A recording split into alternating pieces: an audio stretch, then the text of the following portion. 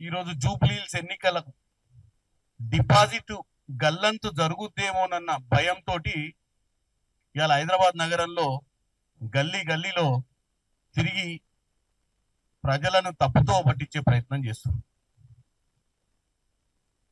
ముఖ్యంగా ఈ మధ్యనే అంటే లాస్ట్ ఎన్నికలు కంటోన్మెంట్ ఎన్నికలు మీరందరూ చూసిర్రు.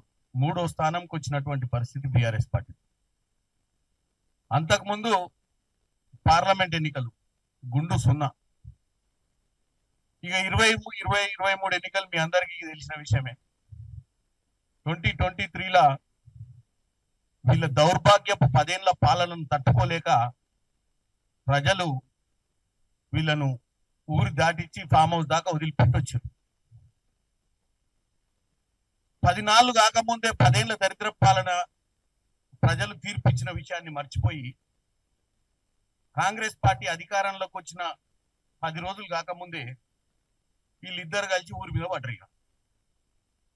కంటిన్యూగా వాళ్ళ 10 ఏళ్ల పాలనను 10 రోజుల కోసం ఎండగట్టమంటారు, వాళ్ళ 10 ఏళ్ల పాలన 6 నెలల కోసం ఎండగట్టమంటారు, వాళ్ళ 10 ఏళ్ల పాలన సంవత్సరం కోసం ఎండగట్టమంటారు.